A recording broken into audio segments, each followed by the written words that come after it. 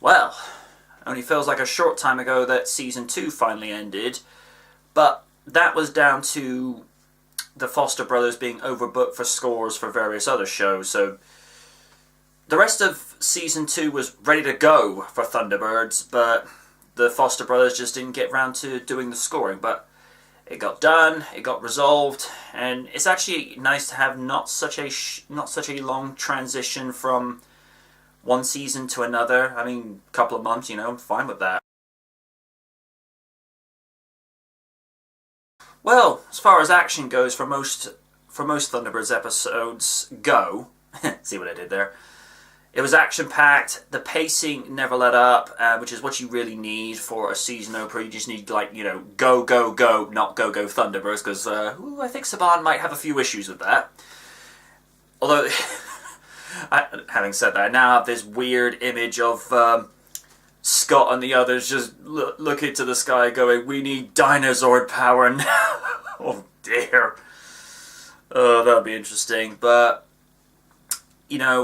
the writing, as it has been for the last two seasons of Thunderbirds, it's fluid, it's consistent. The pacing is just what you need for a family entertainment show. I say family entertainment because although Thunderbirds is classified as a kids show, it's a generational show because, as it's been documented, there are several generations who grew up with the original Thunderbirds, whether it was kids who watched it in the 60s, to when it was released on VHS in the 80s and the early 90s, to when it was rescreened on BBC Two in the early 90s and the early 2000s, and to when it actually came out on DVD around about 2003, 2004, if I'm not mistaken. So, Thunderbirds has this very...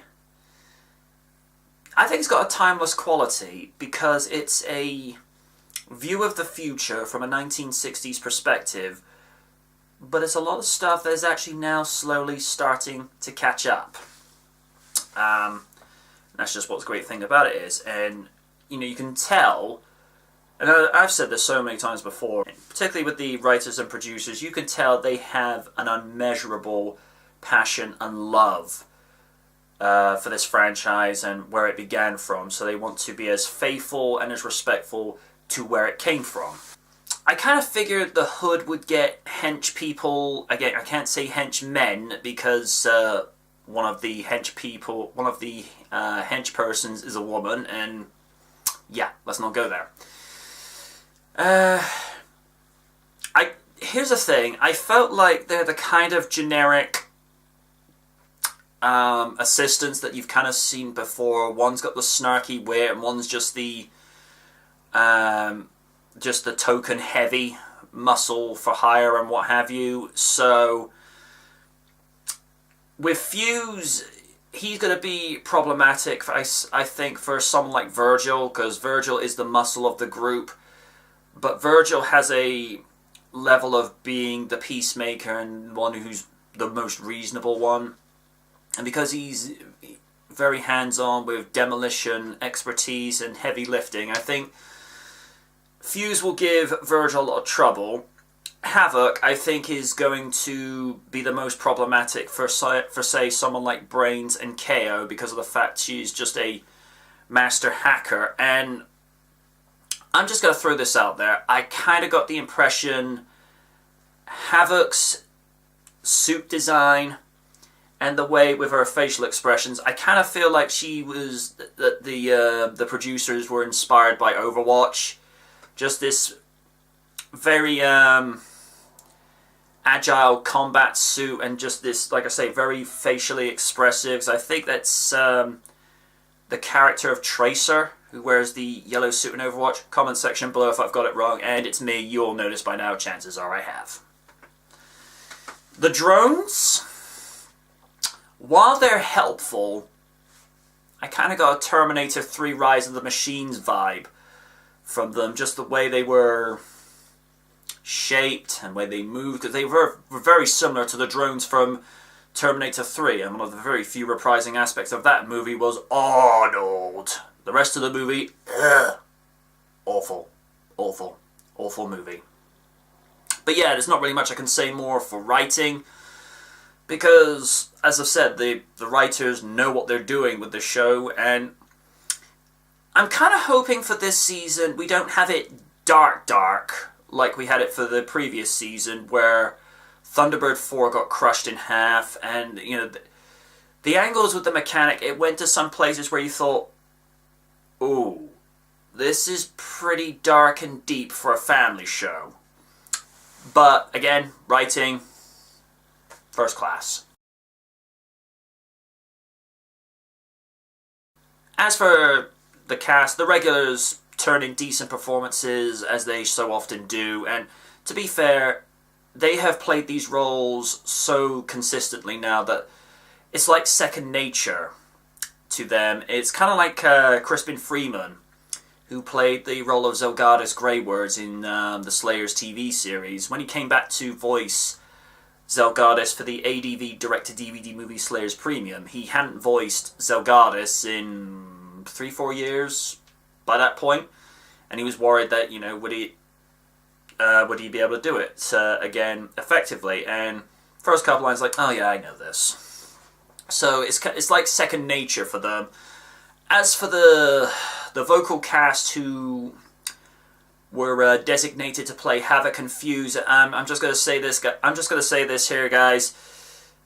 Don't phone it in. I kind of felt like you were just trying to sound like these generic hench people, where they're purposely trying to sound angsty, but, you know, it comes off as contrived. Just sell it. You know, just actually don't try to purposely look for the character. Let the character find you. And I just felt like, with the way that they were doing their vocal delivery, I just felt it came off as forced. But as I said, the regular cast, nothing to complain about. Thumbs up all the way.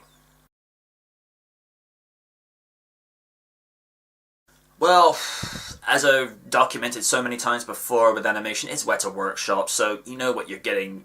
You know what you're getting with your money's worth, and they earned their paycheck and then some with this week, especially with the detailing of the polar landscape.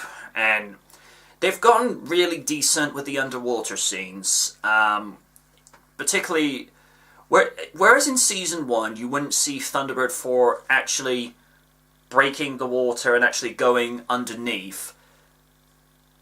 Ever since Season 2, they've been more and more detailed and descriptive with the way that the craft will actually break into the water and actually see all like the air bubbles cascading across it. So they've definitely gotten much more sophisticated. So that was good. New addition to After the Storm is this little thing where you sort of see these little Easter eggs. Colonel Casey uttering the name Patillo while she's on a comms call. I can only presume that is a reference to Andrew Patillo, who is the director of the original series episode. So that was a nice little Easter egg there. So, yeah, that was cool. Well, as I said, with regards to writing, this is a decent start to Season 3. There's definitely a lot of story arcs already being set up. Particularly, and I have to share Scott's concerns with regards to the drones, because there's this very ominous shot at the end of the episode where it's just focusing on the drones as the silo bar just lights up. I just felt it was very convenient the way that Colonel Casey was placing the robots in with assistance. Now, for all we know, it might be a legitimately, how to say this, altruistic intention to be able to assist international rescue with or just be able to take low priority rescue so that they can focus on the much bigger tasks at hand, which, you know, makes sense. But it does make you question, who created these things? I mean, Brain says he could find nothing sinister or questionable about the design or the programming that they had, but I don't know. To kind of also reflect Scott's thinking on this, when lives are at stake, a person is going to be able to make a much better judgment call than a robot will. But yeah, I can't fault this season 3 opener. The thing you got to remember with most action-orientated TV shows, whether it's animated, whether it's live action, you've got to keep the pacing fluid and consistent, and they did that and then some this week. There will be episodes where the pacing is a little bit slower, where there's these more philosophical or slightly more tender stories, particularly with Season 1's Recharge, where Virgil and Scott are having that heart-to-heart in the tent about not having to push everybody, and how Scott feels as though he's doing everything he can to fill the void that was left behind by Jeff. And that gets me onto this subject. I mentioned on the website for Thunderbirds.com that this season will see the Tracy brothers' most personal rescue yet. Now, Rob Hoagie had said at a panel premiering the two-parter Ring of Fire that Jeff Tracy would not be in the first 2 seasons. Seasons 1 and 2 have since gone, and now we're at Season 3. This leaves the question open. Will he be here, or will he not be here? Because at the moment, Jeff Tracy is just presumed missing in action. But it makes you wonder, will he finally return? And what kind of appearance and vocal tone will he have? Because what we need to remember is this is going to be a younger Jeff Tracy, albeit 5 years, but, you know, if someone's going to designate you 5 years younger, it's like, hey, I'm not complaining. Because I think Jeff was 55 in the original incarnation, so he's going to be, like I say, a little bit younger. It's like, I don't have a problem with this. A lot of people think it should be Shane Rimmer to take on the legendary role that Peter Dineley once occupied 50 years ago. And while I can understand the fan and love support, I say this with the deepest respect, I don't think Shane is the right guy. Simply because I don't think he has the right vocal pitch and delivery to be able to voice Jeff now. If money was not an issue, I would have cast George Clooney, simply because he's got this very suave Cary Grant style of delivery, in a similar sense that Francis Matthews had when he voiced Captain Scarlet in the original variation in 1967. That to me would be the right approach to go with Jeff Tracy. But if they had even more money, honestly, I'd love it if they could get Robert Downey Jr. I mean, just to be able to hear sort of that Tony Stark tone from Jeff would be intriguing. Although if they had to have an outtake where he goes, "Hey Dad, what are you these days? Genius, playboy, billionaire, philanthropist." You know, just for the sake of it, just for the fun, I'd be like, okay, that's cool.